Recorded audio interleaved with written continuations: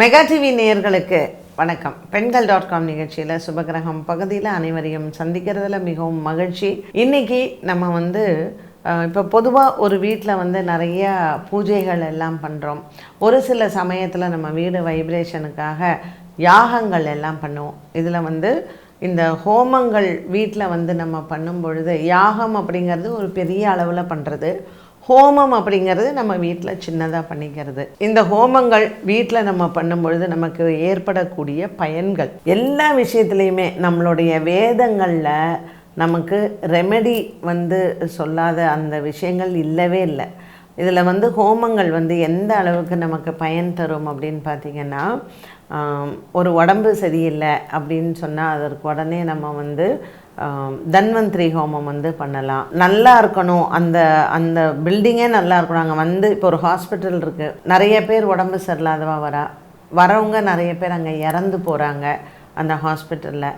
So இந்த மாதிரி சில துர்மரணங்கள்லாம் இருக்கும். இவங்கெல்லாம் ஹாஸ்பிட்டலில் கண்டிப்பாக ஒரு தன்வந்திரி ஹோமம் ஒரு ஆரோக்கியத்திற்கு நல்லா இருக்கணும் அப்படின்னு பண்ணால் கூட அந்த வைப்ரேஷன் அங்கே இருக்கக்கூடிய அந்த இடத்த சுத்தம் பண்ணுறதுக்கு, அந்த நெகட்டிவ் எல்லாம் போகிறதுக்கு, இப்போ இறந்து போன ஆத்மாக்கள் எத்தனையோ ஒரு நிராசையோடு இருக்கும், அதெல்லாம் அங்கேயே தான் சுற்றிக்கிட்டு இருக்கும். ஸோ அந்த மாதிரி ஹாஸ்பிட்டல்ஸ் எல்லாம் நம்ம சுதர்சன யாகம் பண்ணுறது ரொம்ப ரொம்ப விசேஷம்.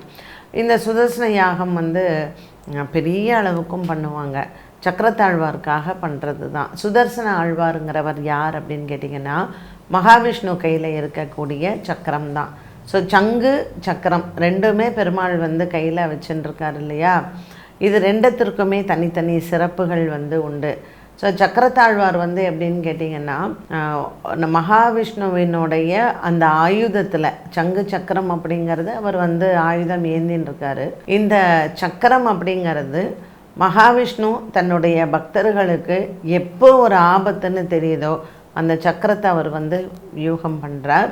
அந்த சக்கரம் பார்த்திங்கன்னா ஒரு சில இடங்களில் இப்படி அந்த சக்கரம் வட்டமாக இப்படி பிடிச்சுட்டுருக்கிற பெருமாள், சில கோவில்களில் பெருமாள் இப்படியும் வச்சுட்டுருப்பார். அந்த சக்கரம் ரெடியாக இருப்பாராம். எப்போ தன்னுடைய பக்தனுக்கு கஷ்டமோ பெருமாள் அதை யூகம் பண்ணுறதுக்காக வச்சுட்டுருக்கார்.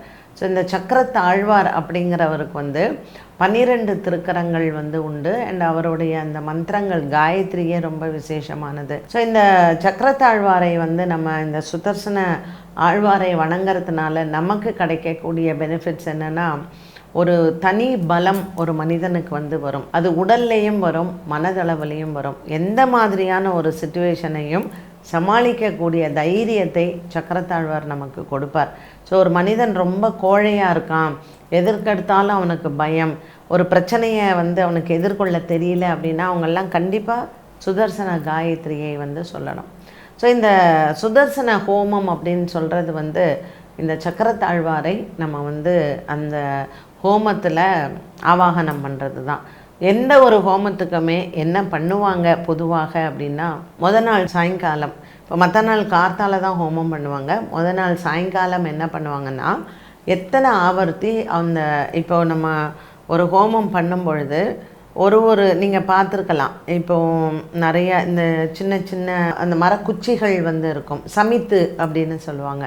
இந்த சமித்து ஒரு மரங்களினுடைய சமித்துகளாக இருக்கும். இப்போ வேப்பங்குச்சி யூஸ் பண்ணுவாங்க, கருவேலம்பட்டை இந்த இது யூஸ் பண்ணுவாங்க, மகாலட்சுமிக்கு பண்ணுறச்சே தாமரை தண்டு யூஸ் பண்ணுவாங்க. ஸோ ஒவ்வொரு கிரகங்களுக்குமே ஒரு சமித்து உண்டு. இப்போது சூரியனுக்கு பண்ணுறச்சு எருக்கு போட்டு பண்ணுவாங்க, இப்படி கருங்காலி பண்ணுவாங்க சனீஸ்வரனுக்கு. இப்படி ஒவ்வொன்றத்திற்கும் ஒரு சமித்து பயன்படுத்துவாங்க ஹோமங்களில். இப்போ சக்கரத்தாழ்வாருக்கு அதே மாதிரி நீங்கள் என்ன சமித்து பயன்படுத்த போகிறீங்களோ, இப்போ ரொம்ப ஒரு பெரிய ஐஸ்வர்ய ஹோமம்லாம் பண்ணணும், சுதர்சன யோகத்தோடையே பண்ணணும் அப்படின்னா சந்தனக்கட்டை எல்லாமும் போட்டும் பண்ணுவாங்க. ஒரு சில இடங்களில் நானே பார்த்துருக்கேன், விநாயகருக்காக பண்ணக்கூடிய கணபதி ஹோமத்தில் கரும்பே ஃபுல்லாக போடுவாங்க அக்னியில். ஸோ அந்த மாதிரி ஒவ்வொரு அந்தந்த சுவாமிக்கு எது ரொம்ப இஷ்டமோ அதை அக்னிக்கு கொடுப்பாங்க அந்த யாகத்தில்.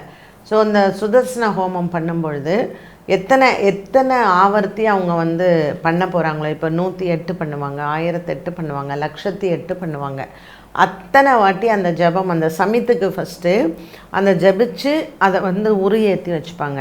மற்ற நாள் அது ஒவ்வொரு அந்த என்ன ஜபம் எத்தனை ஜபம் பண்ணாங்களோ அத்தனை இதையும் அக்னியில் வந்து சேர்ப்பாங்க. ஸோ இது வந்து பொதுவாகவே ஒரு வீட்டில் ஹோமம் பண்ணும்பொழுது நடக்கக்கூடிய ஒரு விஷயம்தான். நாள் வந்து நீங்கள் அந்த நவகிரகத்திற்கெல்லாம் அந்த கலசம் எல்லாம் பண்ணி அந்த கலசத்திற்கான பூஜைகள் எல்லாமே நாள் எல்லாம் செஞ்சு வச்சு மற்ற நாள் காத்தால் வந்து இப்போது வாராகிக்கெல்லாம் பஞ்சமிக்கெல்லாம் ஹோமம் பண்ணுறாங்க பார்த்திங்களா. அதில் வந்து அவளுக்கு ரொம்ப பிடிச்சமான சக்கரவள்ளி கிழங்கு வந்து போடுவாங்க. அதே மாதிரி சில பேர் பனங்கிழங்கு வந்து அதில் சேர்ப்பாங்க. ஹோமத்தில் வந்து சேர்க்கறது வழக்கம். இப்போ சுதர்சன ஆழ்வார்க்குன்னு பண்ணும்பொழுதும் அதே மாதிரி தான். அவருக்கு பிடித்தமான இப்போ நைவேத்தியங்கள் பண்ணும்பொழுது கண்டிப்பாக தனியாக ஒரு ஆழாக்கு சாதம் வந்து வைப்பாங்க. வச்சு அதை வந்து அக்னிக்கு வந்து சேர்க்குற வழக்கம் உண்டு. இப்படி ஒரு ஹோமங்கள் பண்ணும்பொழுது பலவிதமான விஷயங்களை எல்லாம் கருத்தில் கொண்டு வாங்க. ஸோ ஃபஸ்ட்டு ஹோமம் பண்ணுறச்சு சங்கல்பம் பண்ணுவாங்க. அந்த சங்கல்பத்தில் நீங்கள் எதற்காக அந்த ஹோமம் பண்ணுறீங்க. இப்போ நமக்கு வந்து ஒரு சத்ரு, ஒரு நிறைய எனிமீஸ் இருக்காங்க, அவங்களுடைய திருஷ்டி நம்ம மேலே இருக்குது. ஸோ இந்த திருஷ்டி தோஷத்திற்காக சுதர்சன யாகம் பண்ணலாம். ஒரு பெரிய ஃபேக்ட்ரி எல்லாம் இருக்குதுன்னு வச்சுக்கோங்களேன், அங்கே எந்த விதமான ஆக்சிடெண்ட்ஸ் எதுவும் நடக்கக்கூடாது. அன்டுவர்ட் டெத்ஸ் எல்லாம் சொல்லுவாங்க இல்லையா, இப்போ மேலேருந்து கீழே விழுந்துடுறாங்க. ஸோ அந்த மாதிரியான ஒரு அசம்பாவிதங்கள் எல்லாம் அந்த இடத்துல நடக்கக்கூடாது அப்படிங்கிறதுக்கும் சுதர்சன சக்கரத்தாழ்வாருக்கு ஹோமங்கள் பண்ணுவாங்க. இது வருஷத்தில் ஒரு தடவை கண்டிப்பாக பண்ணணும். பெரிய பெரிய இடங்களாக இருந்தால், உங்கள் வீடுகளாக இருந்தால் நீங்கள் 3 வருஷத்துக்கு ஒரு தடவை 5 வருஷத்துக்கு ஒரு தடவை பண்ணாலே போதுமானது தான். ஸோ இடம் சின்னதாக இருக்குது அப்படின்னு சொன்னால் நீங்கள் வந்து சுதர்சன ஆழ்வாருக்கான சக்கரத்தாழ்வாருக்கான ஜபம் மட்டும் ஜபிச்சு அந்த தண்ணியை வந்து வீட்டில் தெளிச்சுட்டு அந்த யார் அந்த வீட்டினுடைய எஜமானரோ அவங்க வந்து அந்த தண்ணியில் குளிக்கலாம். கொஞ்சம் இடம் இருக்குது, நான் ஹோமம் பண்ணுறதுக்கு வசதி இருக்குது அப்படின்னு சொன்னால் அக்னி சேர்த்து அவங்க ஹோமம் வளர்த்தி பண்ணுறது ரொம்ப விசேஷம். நெய்வேத்தியங்கள் எதுவாக இருந்தாலும் அந்த பிரசாதங்களையும் அவங்க வந்து அக்னியில் சேர்க்கணும். ஸோ அந்த ஒரு அக்னி வந்து எப்போவுமே பூர்த்தி ஆகணும், அந்த ஹோமம் வந்து பூர்த்தி ஆகணும் இல்லையா. ஸோ அந்த அக்னி வந்து எப்படி திருப்தியாக இருக்காங்க அப்படிங்கிறதும் அந்த ஹோமம் பண்ணும் பொழுது பார்ப்பாங்க. எந்த ஹோமம் செய்தாலும் குலதெய்வத்தினுடைய அனுமதி இல்லாமல் செய்யவே மாட்டாங்க. ஸோ குலதெய்வமும் அதற்கு அனுமதி கொடுத்து, குலதெய்வமும் மனசால குலதெய்வம் வந்து சந்தோஷப்பட்டு நமக்கு ஆசீர்வாதத்தையும் செய்யணும். அப்படி இருக்கும்போது தான் அது பண்ணதுனுடைய ஒரு பூரண அருள் வந்து கிடைக்கும். இந்த சுதர்சன ஹோமத்தை பற்றி நம்ம இன்றைக்கி பேசுகிறோம் இல்லையா. ஒரு சின்ன சம்பவம் உண்மையிலேயே நடந்தது, உங்களுக்கு நான் சொல்கிறேன். ஒருத்தங்க வந்து வீடு கிரகப்பிரவேசத்துக்காக அந்த வீட்டில் வந்து சுதர்சன ஹோமம் பண்ணாங்க. அது பண்ணும் பொழுது அந்த வீட்டில் வந்து விளையாட்டாக நம்ம ஃபோட்டோ எடுப்போம் இல்லையா, அப்போ அந்த சுதர்சன ஹோமத்தை ஃபோட்டோ எடுத்தாங்க. அந்த குண்டத்தை அந்த ஃபோட்டோ எடுக்கும் பொழுது அந்த ஃபோட்டோ அதுக்கப்புறம் நானும் பார்த்தேன். அந்த அக்னி இருந்தது இல்லையா, அந்த அக்னி, ஏன்னா அந்த உட்கார்ந்துருந்த பூஜாரிங்களை அந்த இடத்துல வந்து அந்த சுதர்சன ஹோமம் பண்ணவே விடலை. அவங்க பாதியிலேயே விட்டுட்டு போயிட்டாங்க. ஃபுல்லாக அதை பண்ணி முடிக்க முடியல. ஃபோட்டோ எடுக்கும்போது தான் ஃபோட்டோவில் அந்த அக்னிக்குள்ளே எலும்பு, மண்டவோடு இது எல்லாமே தெரிஞ்சது.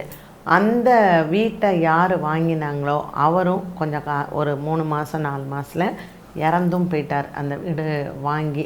ஸோ சில இடங்களில் இந்த மாதிரி அமானுஷ்ய சக்திகள்லாம் இருக்கும் பொழுது அந்த அமானுஷ்ய சக்திகள் அந்த சுதர்சன ஹோமத்தை செய்ய விடாது. ஸோ செய்கிறவங்களுக்கு அந்த இடத்துல என்ன மாதிரியான சக்திகள் இருக்கும் அப்படிங்கிறதையும் அவங்க தெரிஞ்சுப்பாங்க.